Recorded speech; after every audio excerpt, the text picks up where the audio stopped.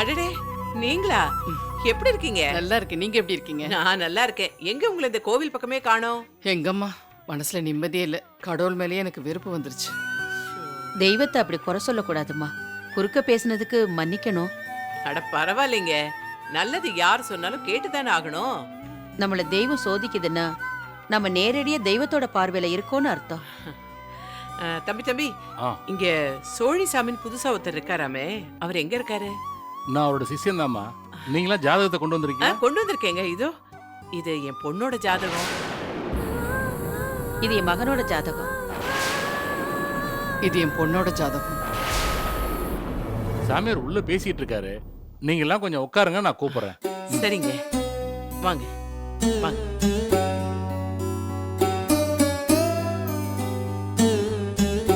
அம்மா ஷபாடா,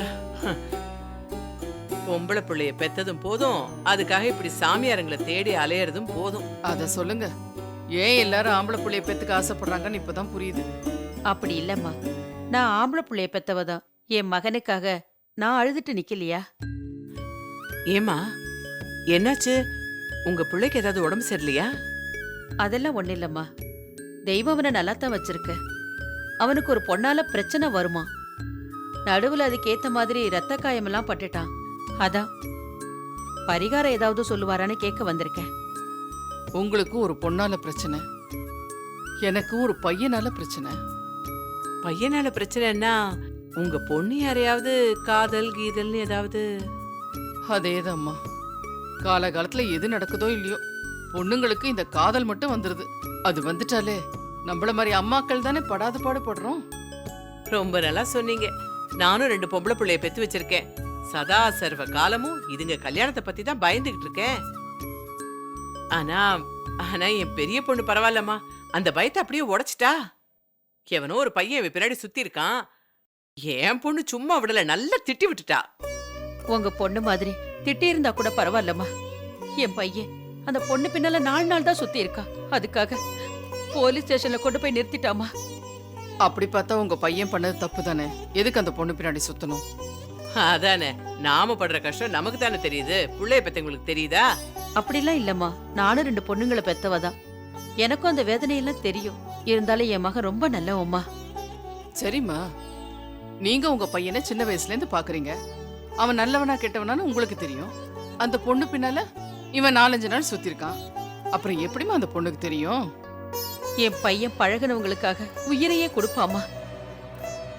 இந்த மாதிரி எவனோ ஒருத்த வந்ததுனாலதான் இன்னைக்கு என் குடும்பம் நிம்மதி இல்லாம இருக்கு. வீட்டுல இருக்கிறது நாங்க 3 பேர் தாம்மா. ஆனா 3 பேரும் 4 திசையை பார்த்துட்டு இருக்கோம். எல்லாம் இருந்தும் எதுவுமே இல்லாத மாதிரி இருக்கு. ஷோ அம்மா, கோவில் எல்லாம் அழக்கூடாது. 4 பேர் வந்து போற இடம் இல்லம்மா. ஆமாம்மா, சாமியார பார்க்க வந்திருக்கோம்ல, எல்லாம் நல்லபடியா நடக்கும். நீங்க வருத்தப்படாதீங்க.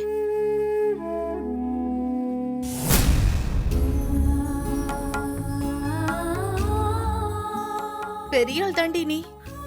என்ன சொல்ற? இல்ல, ஏறக்குறைய எம்மன் கிட்ட போன சிவாவ போராடி மீட்டுட்டு வந்துட்டியே. ஆமாண்டி, சிவா இல்லைனா எனக்கு லைஃபே இல்லைங்கிறப்போ நான் போராடி தானே ஆகணும். ரஞ்சினி, உன்னால சிவா வீடு சந்தோஷமா இருக்கு. ஆனா உன் வீடு சங்கடமா தான் இருக்கும். எங்க அப்பா சிவாவை கொன்னுடுவேன் மிரட்டினாரு. ஐயோ, நான் இந்த மாதிரிலாம் பயப்படல.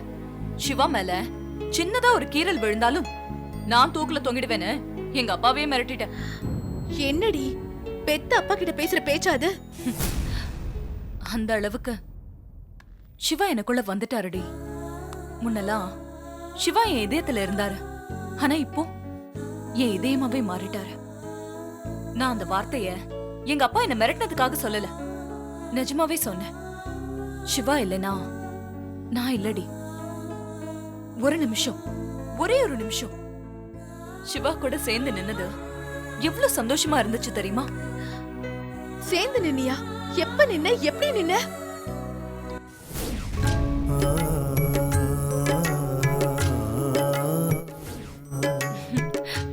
அந்த ஒரு நிமிஷம் எவ்வளவு சந்தோஷமா, எவ்வளவு கம்பீரமா இருந்துச்சு தெரியுமா?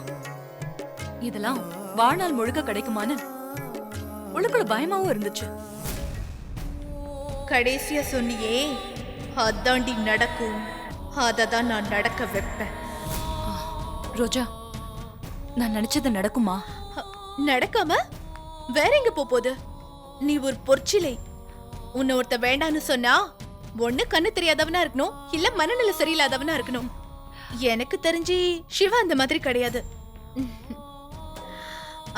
சரி ரஞ்சினி, ஆரத்தி சுத்துனா தட்டுல காசு போடுவாங்க. நீ எவ்வளவு போட்ட? நான் காசெல்லாம் எதுவும் போடல. பின்ன என் கழுத்துல இருந்த செயினை கொடுத்தேன். பரவாயில்லடி, விதவிதமா மிரட்டிட்டு இருக்க. முதல் பந்துலயே உன் நாத்தனார நல்லா அவுட் பண்ணிட்ட. நகை என்னடி நகை? நான் சிவாவை கல்யாணம் பண்ணிக்க எனக்கு யார் உதவி பண்ணாலும், அவங்க என்ன கேட்டாலும் அதை நான் உடனே பண்ணி கொடுத்துருவேன். Good morning madam. Bad morning. ஆமா, நம்ம கம்பெனிக்கு எதிரில இருக்கிற கோவில்ல நேத்துக்கு பெரிய அலங்கார அபிஷேகம்லாம் பண்ணியாமே, எதுக்கு? நம்ம சிவா சார் நல்லபடியா குணமாய் வந்தார்ல மேடம், அதுக்குதான்.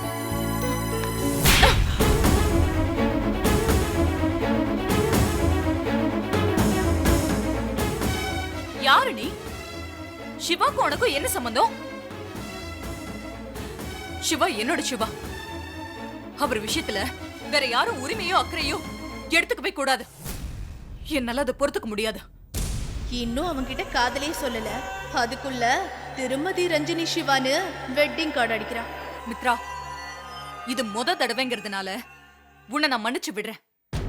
இதுக்கு மேலே எல்லையை தாண்டுன அப்புறம் நீ என்ன நல்லவளாவே பார்க்க முடியாது. Sorry madam.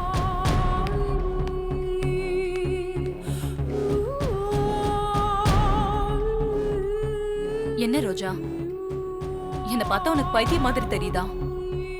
அப்படியே நினைச்சுக்கோ. ஆனா எனக்குள்ள இருக்கிற காதல் ஒவ்வொரு நாளும் ஒவ்வொரு நிமிஷமும் கூடிக்கிட்டே இருக்கு. என்ன தவிர சிவாவை வேற யாரும் நினைக்க கூடாது, நெருங்கவும் கூடாது. அதை என்னால பொறுத்துக்கவே முடியல, தெரியுமா? பொறுத்துக்கவே முடியல. ரெண்டு பக்கம் காதலிக்கிற காதலே பொசுக்குன்னு போயிடுது. நீ ஒரு தலைய கற்ற தாஜ்மஹாலா நிக்க போது ஆடு ஆடு, நல்லா ஆடு. பம்பரம் மாதிரி உன்னை ஆட விட்டு எப்படி படக்கு நிறுத்துறேன் பாரு.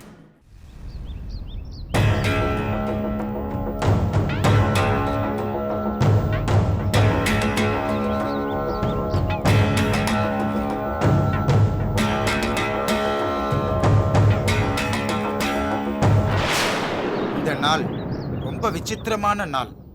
சோழி உருட்டி பார்த்ததுல 3 பேர் ஜாதகமும் ஒரே நேர்கோட்ல இருக்கு. நீங்க என்ன கேட்க நினைக்கிறீங்களோ அதை கேளுங்க. என் பொண்ணு பேர் ரஞ்சனி. அவ ஜாதகம் எப்படி இருக்கு சாமி?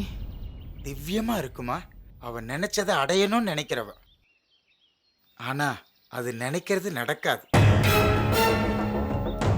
அவளை கட்டுப்படுத்தணும்னு நினைக்காதீங்க. ஏன்னா அவளை கட்டுப்படுத்த அவளாலேயே முடியாது. நீங்க கேளுங்கம்மா. என் பையன் பேரு சிவா. அவனோட ஜாதகம் அவர் ஜாதகம் சிவன் ஜாதகமா. சிவன் எப்படி 2 பொண்ணுக்கு நடுவுல மாட்டிண்டு தவிக்கிறாரோ அந்த மாதிரி உங்க பையன் ஜாதகம். அப்படின்னா கல்யாணம் நிச்சயம் நடக்குமா. ஆனா பல பிரச்சனையோட நடக்கும். உங்க மகனுக்கு 2 தாலி கட்டுற யோகம் இருக்குமா. ஆரம்ப தாலிக்கும் அடுத்து வர தாலிக்கும் இடையில நடக்க போற போராட்டத்துல பாவம் உங்க மகன். நீங்க கேளுங்கம்மா. எனக்குன்னு தனி கேள்வி எதுவும் இல்லைங்கய்யா. என் பொண்ணோட கல்யாணம் தான் என்னோட எல்லா கவலையும். எல்லா தாய்க்கும் இருக்கிற ஒரே கவலை தானம்மா. உங்க மகள் கல்யாணம் ஒரு நல்லவனோட ரொம்ப நல்ல விதமா நடக்கும். ஆனா உன் கழுத்து தாலியும் உன் மக கழுத்து தாலியும் ஒண்ணுக்குள்ள ஒன்னா பின்னி பிணைஞ்சிருக்கு. எனக்கு எது வந்தாலும் போதும் சாமி. என் மகன் நல்லா இருந்தா மட்டும் போதும். இந்த மனநிலையோட இருங்க, அது போறோம். சாமி, என் பையனுக்கு எந்த மாதிரி பொண்ணு பார்க்கணும்? நீ யாரையும் தேட வேண்டாமா. உனக்கு முன்னாடி தெய்வம் பார்த்து வச்சிருக்குமா. உன் மருமகளை தேட வேண்டியதே இல்லம்மா, அவளே தேடி வருவா. உன் பையன் ஜாதகம் அப்படி. என் பொண்ணு அவ போக்குல விடுங்க. அவ தெளிஞ்சு வரும்போது ஒரு தாயா ஏத்துக்குங்க, அது போறோம். நான் நம்பிக்கையோட போயிட்டு வரேன் போயிட்டு சாமி. வாங்கம்மா, நல்லதே நடக்கும். என்ன ருசியா இருக்கு? யார் சமைச்சா? அம்மா தான் சமைச்சாங்க. அதான பார்த்தேன். நீ சமைச்சோன்னு நினைச்சேன். மாமா,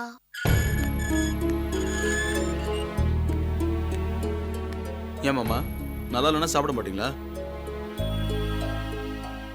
இல்ல, எங்க அக்கா சமைச்சா ருசியா இருக்கு. உங்க அக்கா சமைச்சா வாயிலே வைக்க முடியாதா? என்ன நானும் சாப்பிட வரலாமா? வாங்க மேடம் சாப்பிடுங்க.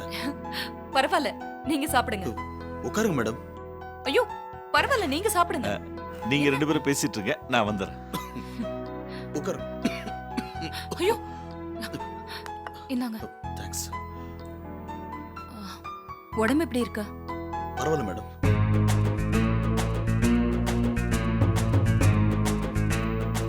ஐயோ, நானும் என் பொண்டாட்டியும் புலிவாலையில பிடிச்சிருக்கோம். விட்டா மேல விழுந்து புரண்டிடும் போல இருக்கே. இந்த பொண்ணு ரஞ்சனி அடிக்கடி வர ஆரம்பிச்சிட்டா. இவ காதலை சொல்லாம பாத்துக்கணுமே. சிவா கிட்ட காதலை சொல்லிட்டா சிவா அமுதா கிட்ட இருக்கிற காதலை சொல்லிடுவான். அதுக்கப்புறம் நாமத்தை தான் போட்டுக்கணும்.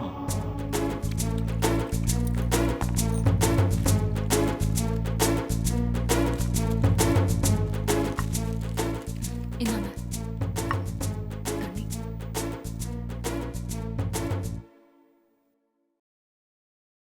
அண்ணே டவல். என்ன வசந்தி, என் கூட எல்லாம் பேச மாட்டியா? நான் அனாவசியமா யார்கிட்டயும் பேச மாட்டேன். நான் கிளாஸ்க்கு போயிட்டு வரேன். அவ எப்பயுமே அப்படிதாங்க. சிடுசிடுன்னு இருப்பா, படபடன்னு பேச மாட்டா.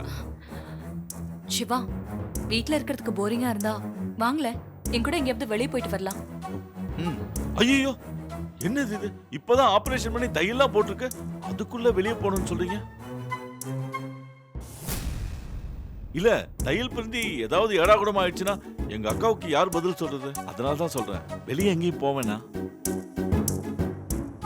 இல்ல, உடம்பு குணமானதுக்கு அப்புறம் நீங்க எங்க வேணா கூட்டு போங்க. பரவாயில்ல, இன்னொரு நாள் கூட போய்க்கலாம். சிவாக்கு போரிங்கா இருக்குமே தான் கேட்டேன். சிவா, நீங்க போய் ரெஸ்ட் எடுத்துக்கோங்க. ஆமாச்சா, பரவாயில்ல மேடம், நானே கூட்டு போறேன்.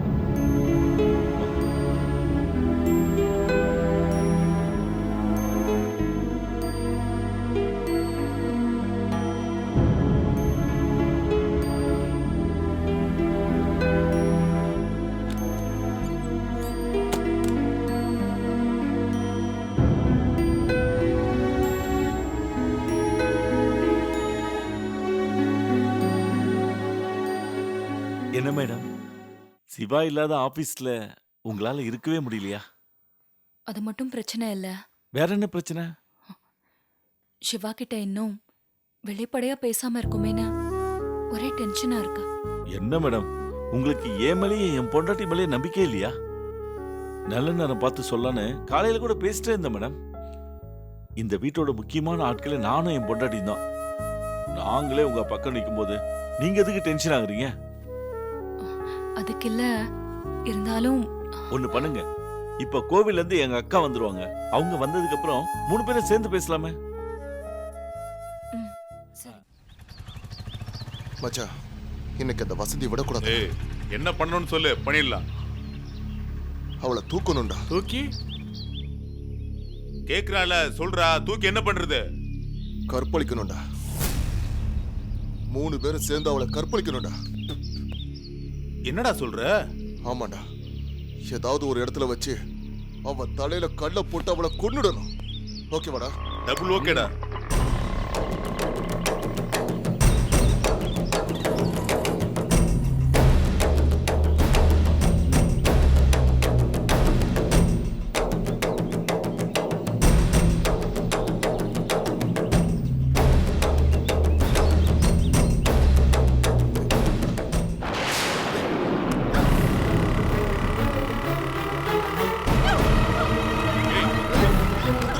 ஆடி. ஏய்,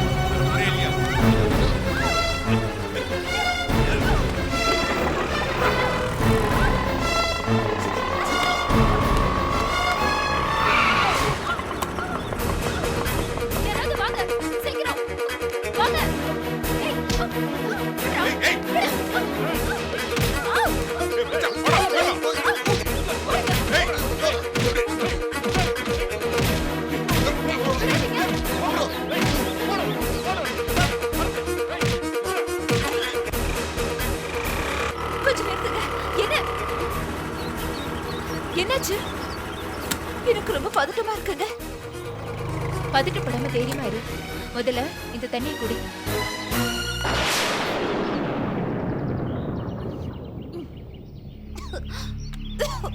பயப்படாத, நான் இருக்கேன். நான் ஒரு கோழங்க. யார் சொன்னது? நான் இப்ப அந்த ரவுடிங்க கிட்ட இருந்து உன்னை சமாளிச்சு காப்பாத்தினதுனால என்ன பொம்பளை ரவுடி நினைச்சிட்டியா? எனக்குள்ளேயும் ஒரு பயந்தங்குழி இருக்கா, உனக்குள்ளேயும் ஒரு தைரியசாலி இருக்கா. நீ ரொம்ப பதட்டமா இருக்க. உன் வீடு எங்க இருக்குன்னு சொல்லி நானே கொண்டு போய் விடுறேன். ஏறு, வண்டியில ஏறு. உட்காந்துட்டியா? போலாமா?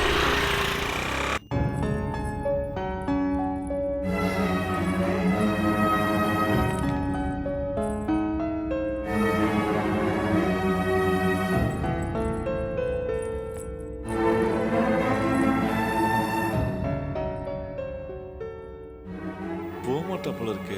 இவ இருக்கிற தீவிரத்தை பார்த்தா பயமா இருக்கே. நானும் என் பொண்டாட்டியும் அப்பா அம்மாக 2 பேர்ட்டையும் விளையாடிட்டு இருக்கிறோம். பேசாம இவ பக்கத்திலே இருந்துடலாமா? ஐயோ வேணாம் வேணாம். மகாலட்சுமி 2 ரூபத்துல வர, அது ஏன் கெட்டு போன? என்ன சார், இன்னும் உங்க அக்கா வரல? வந்துகிட்டே இருப்பாங்க. அம்மா அம்மா,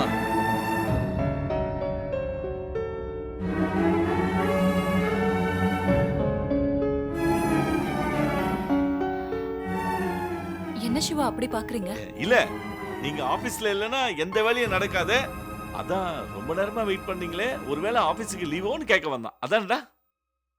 ஒன்னும் இல்ல சிவா, உங்ககிட்ட ஒரு முக்கியமான விஷயம் பேசணும். அந்த விஷயம் பேசும்போது உங்க அம்மாவும் இருந்தா நல்லா இருக்கும்னு தோணுச்சு. அதான் உங்க அம்மாக்காக வெயிட் பண்ணிட்டு இருக்கேன். என்ன விஷயம் மேடம்? நான் இந்த விஷயம் பேசுறதுக்காக ரொம்ப நாளா டென்ஷனா இருக்கேன். நீங்க கொஞ்ச நேரம் டென்ஷன் ஆகக்கூடாதா?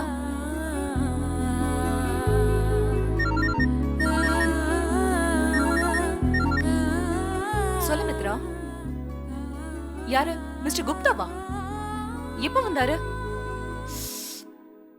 ச்சே, மறந்தே போயிட்டேன். சரி, ஒரு half an hourல நான் ஆபீஸ்க்கு வந்துடுறேன். என்னாச்சு மேடம்? ஒன்றும் இல்லை, நம்ம டெல்லி ப்ராஜெக்ட் டீலரை பார்க்க மிஸ்டர் குப்தா இன்னைக்கு ஆஃபீஸ்க்கு வரேன்னு சொல்லியிருந்தாரு. நான் அது கூட ஞாபகம் இல்லாம இங்க வந்துட்டேன். அப்போ கிளம்புறீங்களா மேடம்? கிளம்பிதான் ஆகணும். சரி சரி, வரேங்க. வரேன் சிவா. சரி. இல்ல, நீங்க வர வேண்டாம், ரெஸ்ட் எடுங்க. மச்சான் நீ உள்ள போய் ரெஸ்ட் எடு, நான் உங்களை அனுப்பிட்டு வரேன். சரி.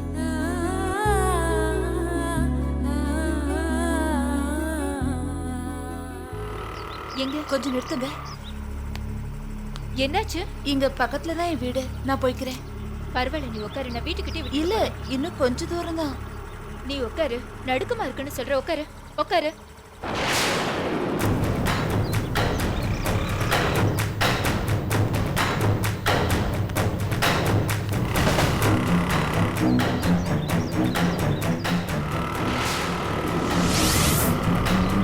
ரஞ்சனி அமுதா சந்திப்பு வசந்தியால் தான் நிகழுமோ?